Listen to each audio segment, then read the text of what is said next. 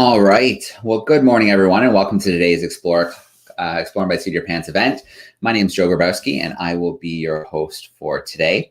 So as we gather, we are reminded that throughout Canada, we are situated on Indigenous lands, both ceded treaty land and unceded land.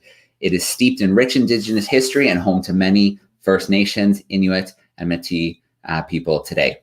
As a country, we have a responsibility for the stewardship of the land on which we live and work. So today I want to acknowledge the Mississaugas of the Credit First Nation, of the Anishnawbekwe, the Haudenosaunee, and the Neutral people on whose territory or traditional territory I'm broadcasting to you live from today. So this is always one of our favorite weeks of the school year. Every October, well, this is our second year, I guess, so I shouldn't say every October yet, but we celebrate Secret Path Week along with the Gord Downie and Chanie Wenjack Fund.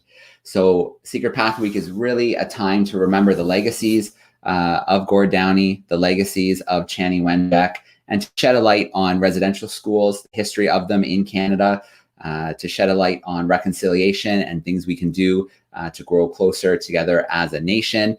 And all week long, we are going to meet incredible First Nations artists, leaders, scientists. It's going to be a really great week. So we're kicking things off today. You can head over to exploringbytheseat.com and check under special events. You can find all the Secret Path Week events that we do have coming up, and you can register. There's probably a few camera spots left in some events as well. You can tune into any of the events live on YouTube or afterwards. So we have an amazing week coming up. It's going to be really special, and I'm so excited to have such a big group of classrooms joining us to kick things off this morning. So I'm really excited today to introduce Jessica Perritt. She is Section Manager, Indigenous Knowledge and Reconciliation at the Nuclear Waste Management Organization.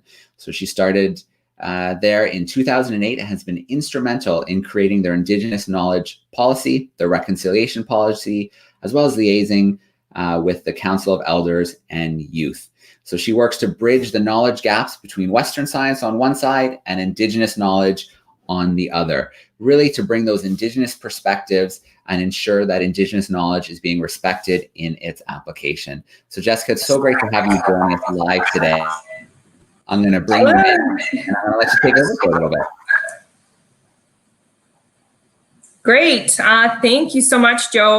Bonjour, Ani, Epagishmakwa, Dishnakas. My name is Jessica Perritt, as Joe said, but I also have an Anishnawbe name, which is Anishnawbekwe, which means end of the earth bear woman. So I am a proud Anishnawbe person, which is Ojibway, and I am from Chippewas and Nawash First Nation, which is on the Georgian Bay and Bruce Peninsula. And if people are familiar with Tobermory, my community is just about an hour south of that on the water. And my community name is Anishnawbekwe, which is a point of land which is surrounded by 3 points of water. So today I'm going to talk to you a bit about Indigenous knowledge, what Indigenous knowledge is, and how we can create space and build understanding about Indigenous knowledge and make sure that we're incorporating that into different things we're doing, whether that's in the classroom, whether that's with projects happening nationally, whether that's within industry, whether that's in office buildings, all sorts of things. So first, I'm going to ask a question out to the group. When you think about science, what do you think about? Is there anybody that wants to just shout out stuff when they think about science? Okay, I'm going to put a few classrooms on the spot here. Okay. To shout out. So here we go. Let's start with Mrs. Gill's group. What do you think about when you think about science? Chemistry. Okay, Alex, do you want to go to the screen for a second? Or you can shout out nice and loud, whatever's easier. Okay, nice and loud, Alex. I think of chemistry when I think of science, because it sort of incorporates the main base elements of everything. Wow, we got a future chemist on our hands. Okay, anybody else? Let's check St. Paul. What do you think of science? What do we think of science? Landon, do you have something? Evangeline? I think of like nature and stuff. Did you hear that, Jessica? Nature. Yes, we think about nature. There's a lot we can learn from science and nature. Great. Let's try one more group. Let's go to Mrs. Chang's group at Regent Heights. What do you think of when you think of science? You'll just have to unmute for me.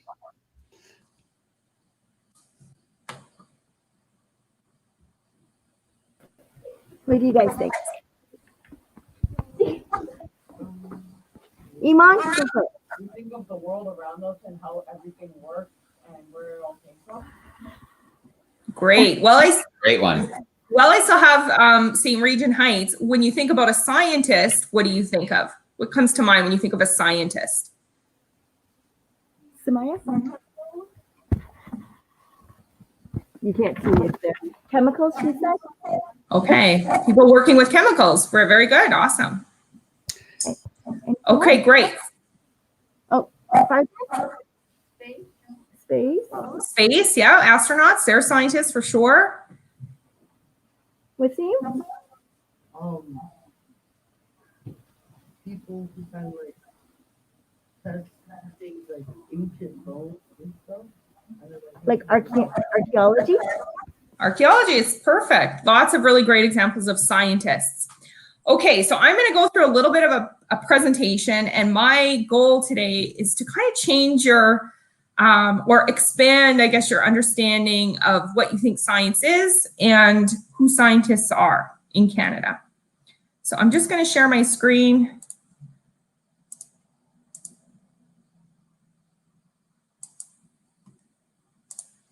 Okay, let me see here. Okay. So just like we said, when we think of science, what we primarily see is we see chemistry, we see equations, we see microscopes and equipment, people working in laboratories, just like everybody shared. When we think of scientists, normally what we see on TV is people working in laboratories, people working on the land too, working with equipment, understanding things, wearing their lab coats. So similar to what we heard in the classrooms. So within our First Nation, Métis, and Inuit communities, we also have science. And we have many examples throughout history of our science and how it's been practiced.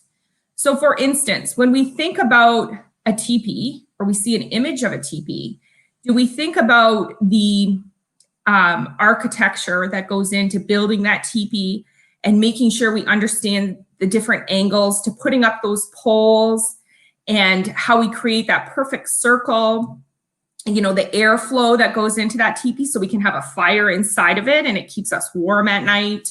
So there's a lot of engineering and physics that goes into building that teepee. Same as a canoe.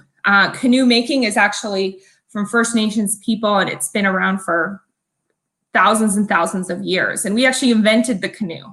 And the engineering, again, that goes into making sure that we build that canoe out of birch bark, and that canoe can hold people in it, and it can float across the rivers and the lakes so people could travel throughout different communities and trade with one another. So the canoe is a huge example of architecture and mathematics and engineering that goes into building that. We also have a lot of medicines within our communities. So we have a really good understanding of how the plants and the animals work in the environment and the different properties those plants have that can make us feel good and help us from getting sick. So for instance, sometimes we have a cold, we take cough medicine, or we take Tylenol. Our mom and dad gives us Tylenol. But within our First Nation communities, sometimes we take cedar tea because cedar is a plant that grows in the earth. And First Nations people understand that cedar has properties in it that helps us get over those colds and those sicknesses that happen to us during this time of year. And actually, when COVID happened, all of our communities from across Canada went out and they started picking their traditional medicines that they knew off the land, so that they made sure they had those medicines within their community. And they even started drinking cedar tea. And that's what me and my kids did at home. We started drinking cedar tea every day as just a preventative tea, because we know how much vitamin C is actually in that cedar. Similarly, we actually have a lot of knowledge about how the stars work. And we heard about an astronaut and how they have really good understanding of how the planets and the stars work. And in fact, Indigenous people in Canada have been mapping out the stars and the planets for centuries and have that understanding. And through that, they've created their own calendar systems and understand how time works through their understanding of how the stars and how the planets work. So that's something that we've had within our communities for generations, and that's passed down to us. We also hear about this time of year, we call it harvest season, where people are going out and they're picking their plants and stuff they need to get through the winter. And one of those activities is hunting. And we think about somebody that goes out and hunts a moose, or we hear now about in school how the First Nation people used to hunt the buffalo, but they had an understanding of the biology of how that buffalo, every part of that animal and how it worked, and how they could use every part of that animal in a different way, whether it was through consuming its meat and eating it and surviving off the meat, or using its hides for clothing, and how they made sure they knew how to clean those hides so that they could produce clothing from it, they could produce tools from it. They had all sorts of different things they used with the animals to make sure that they provided all sorts of things to sustain their life over the winter months. And our Haudenosaunee friends, so I'm Anishnawbe, there's also Haudenosaunee, and they actually they've invented so many different practices around harvesting. They're really experts in harvesting, particularly in corn, squash, and beans. And within that, they understood, or they understand, how the nutrients within each of those plants actually helps the other plant grow. And through that, they get amazing harvests of all of these 3 different plants, and understand the science of how those plants work together. And then we also have trappers, and they actually know how the animals migrate, and they have different systems of how they can collect those animals and understand how the animals move throughout the world and throughout our natural world. So we have a lot of examples within Indigenous communities about science, and we have that science as part of our knowledge system itself. It just may look a little bit different. So again, we have many scientists within our communities. We have engineers, we have doctors, we have people that harvest, and our scientists may, again, look a little bit different. Sometimes they look the same, because we also have people that are going to university and understanding that other aspect of science, that Western kind of aspect of science, of going to school and studying chemistry, or becoming a doctor, or becoming an engineer. But then they also have the understanding of science within their own knowledge systems, which is living off the land and understanding how the earth works. So scientists in our communities might look a little bit different. They might look like those grandmothers in our community that understand how the medicines work, and they have that knowledge of how medicines work. And if you're feeling bad, you would go to them as a doctor within your community. Or sometimes we have actual doctors that have went to university. So we have that real balance between how we access different scientists within our communities. So Indigenous knowledge is a knowledge system that's been in our communities for generations, and it's actually built on the understanding of how relationships work with Mother Earth. So the relationship between the stars and the land, the relationship between water, the plants, the animals, and even the relationship we have within all of those different things. And Western science is also a very strong knowledge system. When we go to school and we learn about chemistry, we learn about biology, we learn about mathematics and physics. But within Western science, things are very categorized, which is okay. They're just within different categories. And the difference between Indigenous knowledge and Western science is that Indigenous knowledge is about the relationship between all of those things and how they work together. Another big difference between Indigenous knowledge and Western science is that within Indigenous knowledge, we see all of those things, the plants, the animals, the air, the rocks, anything that the Mother Earth created, we see that as a relative. We see that as either our brother or our sister or our cousin. And we see the earth that we all live on as our mother. She gives us life. She provides that clean air that we breathe. She provides the clean water that we're able to drink. And so we see that as a mother, and she's able to give that life and provide that life.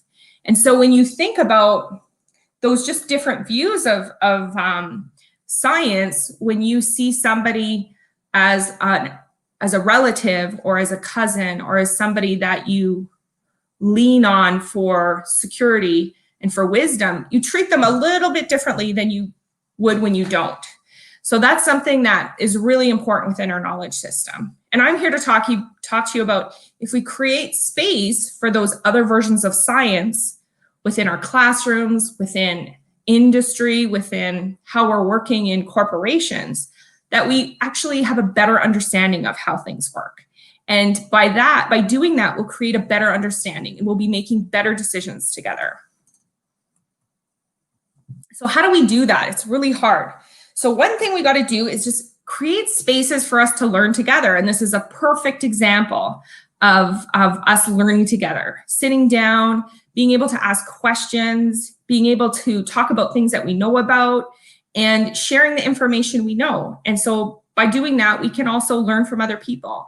And so it's important through my work that I create those spaces for people to learn together. So I work for an organization that has a huge project and that has many scientists that are working on that project. We have Indigenous scientists working on that project. We also have our Western scientists. So we have a lot of really smart people that have their doctorate degrees. So they went to university for many, many years and they understand physics, they understand engineering, they understand geoscience, which is the study of the rocks, they understand environment, they understand how you protect those things for thousands and millions of years, how we protect Mother Earth. And then we also have Indigenous scientists that are working with us. And that it looks like people that have, went to school. So I went to school for mathematics and physics. So I understand that Western science point of view, but I've also learned from Indigenous knowledge keepers and elders and people in our community that understand that the way the earth works in a different way. And so we're fortunate to be able to create those spaces for us to all learn together. So I'm just going to share a bit of a video that talks a little bit about Indigenous knowledge and learning from some of those elders that I get to work with. So Joe, if you wouldn't mind just playing that video for me, that would be great.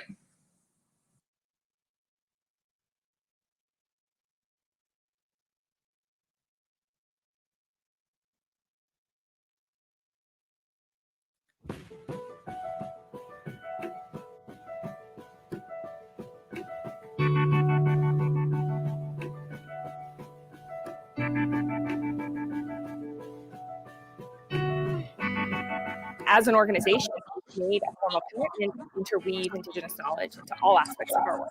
A big part of Indigenous knowledge is ceremony. So we need to find ways and opportunities to create space for ceremony in not only the work we're doing on the land and with the communities, but also how we're making big decisions at the NWMO. I'm honored to be able to offer this tobacco to the sacred bundle. It is that medicine that we put down when we are wanting to acknowledge and give thanks to Mother Earth for all that we receive from her. For thousands of years, our ancestors of Turtle Island have created bundles, medicine bundles, with the 4 sacred medicines. And a lot of times they're guided spiritually, intuitively, or through vision, what to place in that bundle. The sweetgrass here today is called the hair of Mother Earth. And when we pray over this medicine as tea, it becomes a medicine of peace. We are fortunate because now we have a deep understanding of the special spiritual relationship that Indigenous communities have with the land. We also understand that this rock is not just a piece of rock, like we used to think, I used to think. This rock represents the grandfathers. The grandfathers have a story to tell. It is our responsibility to listen carefully, respectfully, to understand that story. Well, ceremony is an important component of Indigenous culture. Finalizing the reconciliation policy through ceremony provided us a way to be a part of it and to feel that connection. This is where we combine traditional knowledge and Western ways, where we have to do the official work of the NWMO and really make this an official policy for us. And I think it's truly an honor to marry those two cultures. And that's the first step we can all take in building a reconciliation and co-creating our future so that we can do all of our work in a good way going forward. When we're given spiritual gifts, you're given that gift to use it. Whether it's the gift of an eagle feather or the gift of a drum or even the gift of learning from your dreams.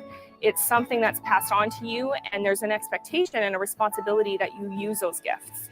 And I see that this sacred bundle holds and carries that same responsibility, that we use it in a good way, we use it as a tool as we all embark on this journey together. The bundle that was created today, with all the items that symbolize something, are going to be taken to communities. And at meetings, we're going to hold that bundle as a reminder. When we hold that sacred bundle, which has been blessed through ceremony, we are going to remember that this is very important. We're all on this path, and we're put on that path by something bigger than us. And so I think the right people are doing the right work to ensure that these types of opportunities are happening.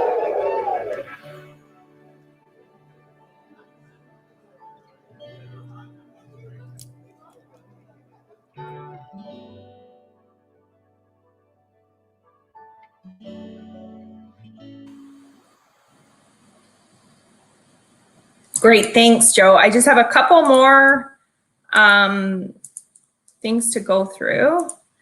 Oops, sorry, technical error there. Okay, so as you saw, that was an event we had to create those safe spaces to learn together and bring together those two different knowledge systems to make sure we're doing our work in a good way and creating space for both Western science to inform our project and also Indigenous knowledge to inform our project. And by doing that, we're creating a better project, and we're making better decisions because of that. So this is just a picture of the scientists that I get to work with every day. I get to work with elders and Indigenous knowledge keepers. I also get to work with geoscientists and engineers and environmental scientists, and we get to learn about the rocks from different points of view and the environment from different points of view and how things are constructed from different points of view.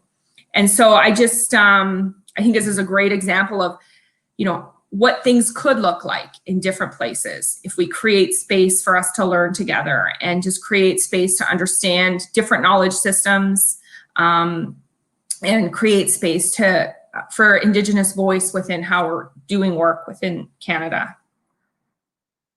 We talk a lot, Joe had talked a bit about reconciliation and how we can participate in reconciliation. And, I know this, just recently you guys participated in Orange Shirt Day. Some of the schools participated in Orange Shirt Day to honor those survivors of residential school. And so, I push, I guess, the teachers and the classrooms to expand those conversations. And how do we create space for Indigenous voice within school and Indigenous knowledge within how we're learning? And, I think it's great that we're learning about Indigenous history within Canada. I think that history is really important, but we also have to learn about the present day impacts that Indigenous communities are facing, and also the present day knowledge that they're able to bring and contribute to how we're learning and to how we're making project development happens and how we're making decisions as a country, as organizations, as individuals within that country. And so I just encourage, I encourage the teachers out there and the students out there to create that space for Indigenous voice and Indigenous knowledge within how you're learning about everything within your classroom, because I think it can be applied to the science that we're learning. It can be applied to the social studies when we're learning about Indigenous issues within Canada. Are we learning about that through Indigenous voice, or are we learning that through a Western science interpretation of Indigenous issues in Canada? That might sound a bit complex, but I just want to make sure that we're creating that space for Indigenous voices. And this is a great week to be able to do that within the room. And so with that, I just say miigwech to all of you, and I'm happy to answer any questions. And if you want to learn more about our project, here's our website. All right. Awesome, Jessica. Thank you so much for sharing with us today. And thank you for... Okay. So that's my presentation. And like I said, happy to answer any questions or even hear any comments that anybody has. All right. Awesome, Jessica. Thank you so much. Can you hear me okay? Joe, are you there? Yeah, are you able to hear me okay, Jessica? Yeah, can you hear me? Yeah, I think it just didn't kick in right away, so we couldn't hear each other, but I think we're good now. Yeah, you're a little bit choppy, but I can turn my mic off until there's a question. Okay. So, yeah, Jessica, thank you so much for sharing that with us today. Thank you for sharing with us that, you know, scientists don't always look the way we think that they do, and that really a lot can come from sharing Western knowledge with Indigenous knowledge and bringing the two together. So thank you so much for that perspective today. We've got a great group of classrooms joining us live today. I want to give a shout out to any legacy schools that are joining us either live on camera or via the YouTube today. Great to see you joining along with us. I want to give a shout out to the classrooms tuning in via YouTube. I can see some have already introduced themselves. So feel free to continue introducing yourself and let me know if you have any questions, because I'll watch for your questions there as well. So let's get going. Let's meet some of our classrooms. We're going to go to Mrs. Gill's class first. They are a grade 5-6 class. They are joining us in Cambridge, Ontario. Let's bring them live into the call here. There they are. How are we doing, Mrs. Gill's group? Hello. You can wave, Gilvillians. Hello. Hello. One of the students in the class has questions about the medicines. You were talking about using plants for natural medicines, and they want to know how some of those work.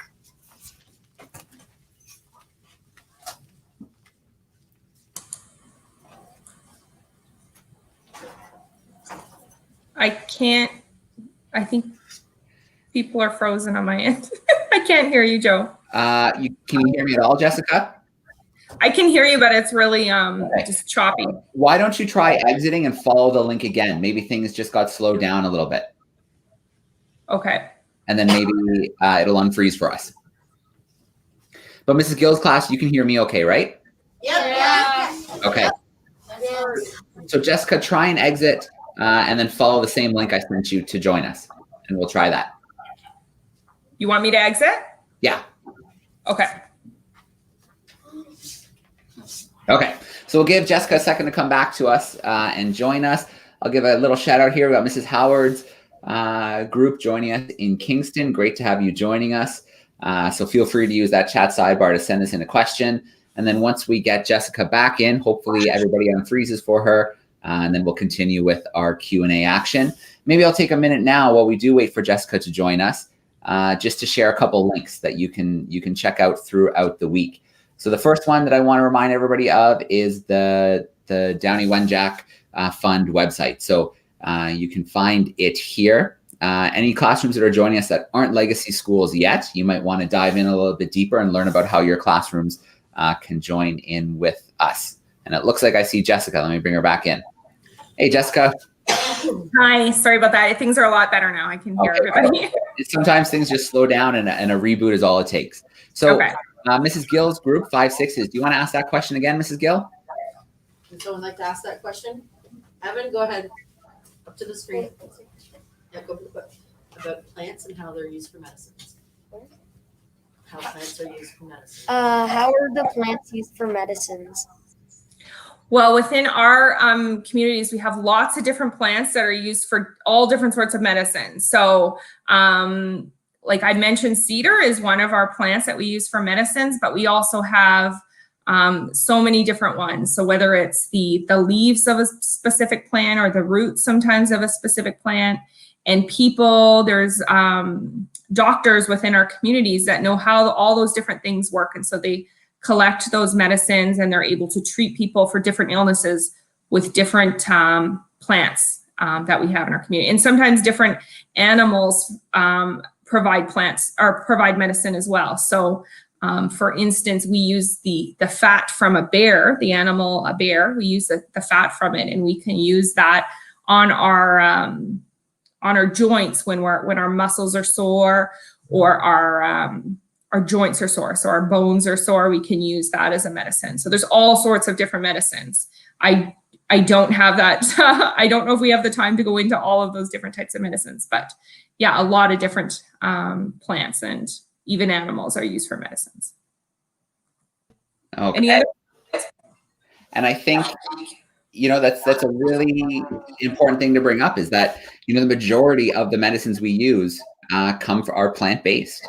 And, a lot of them, Indigenous peoples were using the plants in their environment in different forms. So it's really, it's awesome to see how that knowledge can be passed to us and used in Western society as well.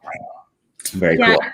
Yeah, and in sometimes throughout history, the knowledge of how those different plants were used for medicine were actually stolen from the Indigenous people, and they weren't given credit for having that knowledge or having that medicine, and so that's why sometimes there's a bit of reluctancy for Indigenous communities to share their knowledge, because throughout history that knowledge has either been stolen or it hasn't been given the credit to the actual knowledge holders. So that's just something to know too.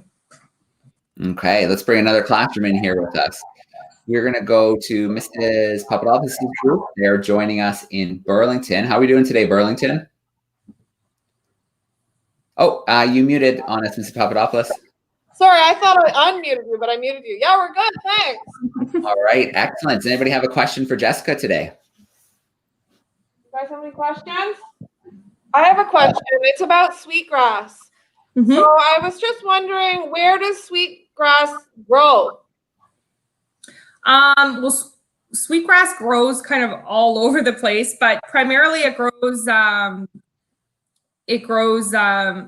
in southern Ontario. It grows also in the west. It doesn't really grow up north really, but it is one of our sacred medicines, and it's actually called the medicine of kindness and goodness. And so when we use sweetgrass, we actually use it to think good thoughts and make sure that we're spreading that kindness and thinking about that kindness when we drink it.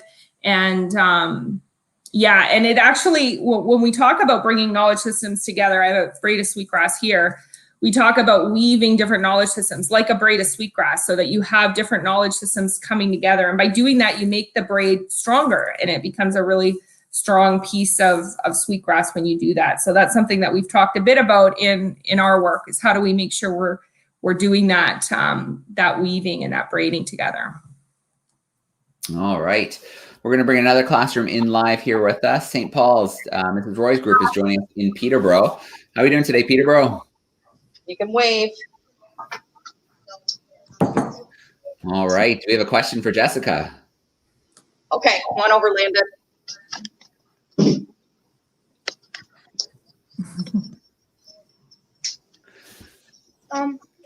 Nice and loud. Is that an eagle feather that you're holding? Yes, this is an eagle feather. This is an eagle feather that was gifted to me by a friend of mine. And what's really important about the eagle feather and the eagle itself is that the eagle has that gift to make sure that we have balance, right? And that we need both wings of that eagle to fly smoothly in our journey, right? And so when I hold that eagle feather, I think of that balance that we all need, right? We all need the balance of laughter and also the balance of, being serious and listening in class sometimes. And that's what I think about my work, is we need the balance of two different knowledge systems to make my work better. But it is an eagle feather. Thank you. Are eagles in Canada? Yes, they are. They are in Canada. Bald eagles, there's a lot of different eagles in Canada. All right, thanks for the question. Okay, let's jump to another class here. I'm going to bring Mrs. Chang's group in. They're joining us in Toronto, Ontario. Looks like some grade 8 students. Mrs. Chang, if you want to go ahead and unmute for me, we'd love to grab a question. Looks like you're ready. You have a question? Hey, Toronto. Hi. Hi. They love this presentation. We were just, we've been actually discussing, like, embedding the secret path into our language and history program. So they've really taken a great interest in trying to make interpretations themselves on some of the work. Sorry, I know this is feedback. So thank you so much for this presentation and just your insight and knowledge. Thank you so much. Wave. All right. Does anybody have a question? You don't have to be shy if you have one. Anyone have a question? I think they're okay. That's okay. Mrs. Chang, if you do have a question, just shoot me a message in the private chat, and I'll make sure I come back. Okay, let's take a little trip now. Let's go to Mrs. Trampleasure's group. So they are joining us from London. Let's bring them into the call. Mrs. Trampleasure's group. So they are joining us from London. They're on a slight delay, so we're going to hear a little bit as they catch up to us. All right. We have Ty here. He's going to ask a question. Hey, Ty.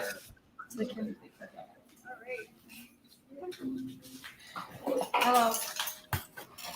Come right up to the camera. Hello, everybody. Hi, Ty. Talk, so I can't have the feedback. Go ahead. Jessica, what is your opinion on the lobster conflict in Atlantic Canada right now? Wow, that's a great question. What my opinion is I think it's really sad, first of all, that there has to be conflict amongst all of us trying to live peacefully in Canada. But what it really speaks to me about is the importance of education and the importance of making sure that we all have the same knowledge about the Indigenous history within Canada and how Indigenous people in Canada are still alive and thriving and have so much to offer. And we just need to make sure we create more space to provide that education to all of Canada within our schools, but also outside of schools, within organizations we're working with, within communities, within many different forums. So I just think it's really important that we keep talking and trying to learn together so that we can have a better understanding of how we work together in Canada. All right. Well, there's Mrs. Howard's group who are joining us in Kingston. They're really curious about traditional medicines as well. And so, it kind of got me thinking about, you think of your traditional science where you maybe start with a hypothesis, you do experiments, and you kind of work through it like that. Jessica, is there any insight you can share with us on how the process might be, in Indigenous communities? How that kind of knowledge was learned? Do you think it was kind of some trial and error? Was it just being really familiar with the land and observing things? How do you think some of that knowledge came to be about the plants and the medicines? Well, I think that there's similarities between different knowledge systems based on, observing things and making, different observations through experience. Is really important. And I think it's relatable to both knowledge systems. I just think sometimes it looks a little bit differently.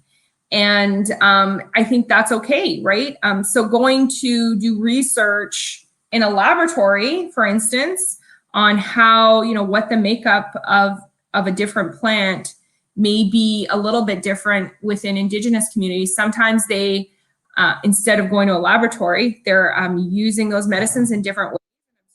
The effects of those, and sometimes they're observing how the animals or the birds or the insects are also reacting to those different things. And so, for instance, there's birds that ingest clay, and they ingest that clay so that they can eat poisonous plants and animals, and that their stomachs are kept safe. So Indigenous people have actually been using clay medicinally for many years, and they understand that protection mechanism clay has when you ingest it. So when we take things like Pepto-Bismol or something when we're sick, there's actually like clay within that medicine.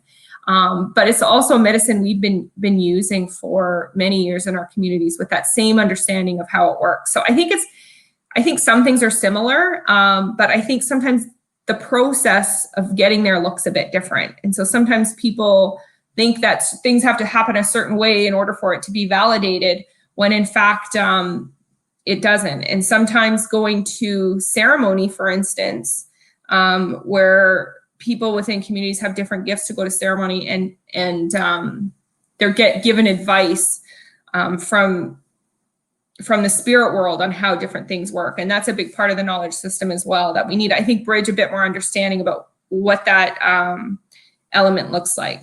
But I think just being open to different ways of doing things. I hope that answers the question. Yeah, I think so. Absolutely. So we've got a couple minutes left before we're going to wrap up today, Jessica. So I want to give our classrooms, give me a wave at the camera if we should visit your classroom one more time to sneak in another question before we wrap up our first event today. So I think I see, am I seeing hands in Peterborough? Let me check in. Okay, Ariana, you want to come up?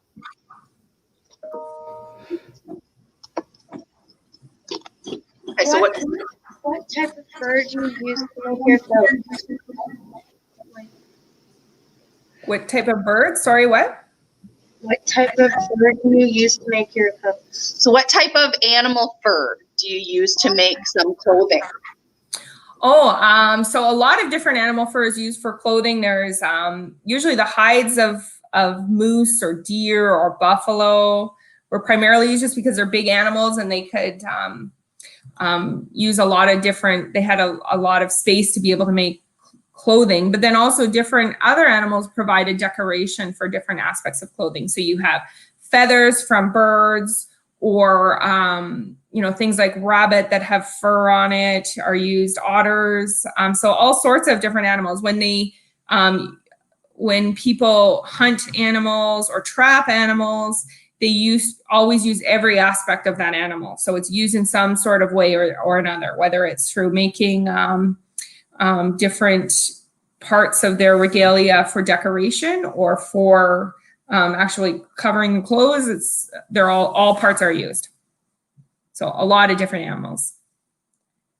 Okay, and I've got a great question to wrap up on. Mrs. Gill's class sent one in via YouTube.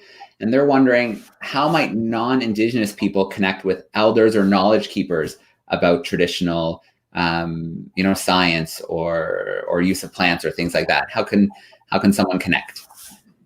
So I think there's lots of different opportunities for people to connect. So within the school system, for instance, reach out to your First Nation or Métis neighbors in the area or Inuit neighbors in the area and see if they have knowledge keepers within their community that would be willing to come and do something in the classroom and share things in that way. Also, YouTube has a lot of great examples of how people are doing that. And, you know, there's a lot of different education guides on things that were created by Indigenous people on how to integrate education from an Indigenous point of view within the classrooms. There's a lot of different guides that way. So I think there's a lot of different things. I think you just be creative. But my first advice is to, you know, reach out to your neighbors and find out how they can help you learn and create that space to learn together. Because I think it's really great if we can all, you know, sit down and talk to each other and learn together, because there is, you know, people want to share their knowledge. They're proud of their knowledge. It's been in our communities for generations. And what I think is important is giving credit to that knowledge and recognizing the knowledge keepers that are sharing that knowledge and making sure that we're not taking it on as our own, that we're acknowledging those voices and those knowledge carriers that are giving us that knowledge. All right. Well, I want to start off with a couple links that I want to share with the groups that are joining us. So again, I'll share this link one more time. This is to the Downey Wenjack website. You can find all kinds of information, especially if you're not a legacy school, on how you could join and take part. You can find some cool resources there as well, and other Secret Path Week activities that are taking place. And the next link that I want to share is if you visit exploringbytheseat.com, you can use the link, or you can look under events, special events, and choose Secret Path Week. We have a lot of great events coming up this week. It's going to be a lot of fun. We're going to learn from so many Indigenous leaders, artists, scientists, and more. It really is going to be a great week. So I want to give a shout out to our classrooms who joined us on YouTube. Thank you to all the classrooms who joined us on camera for today's event and all the great questions. And Jessica, a huge shout out to you today as well. Thank you so much for the work you're doing around reconciliation and really kind of bridging that gap between Western science and Indigenous traditional knowledge and science. So thank you so much for the work you're doing. Oh, sorry. Thank you so much. Yeah, and thanks for all your questions, and thanks for inviting me into your classroom today. It was honestly an honor and a pleasure. And good luck in your learning adventures for the year. Miigwech. All right. Thank you, everyone. We are going live at 11 a.m. Eastern with our next event. We're going to meet Megan Lordy, and she works with the Jane Goodall Institute, and she's going to talk about some of the work she's doing around reconciliation. So if you stick around our YouTube channel, you'll see that event when it goes live, or you can find the link on exploringbytheseek.com. Thanks again, everyone. Thank you so much, Jessica, and enjoy the rest of your week. Thanks. Bye.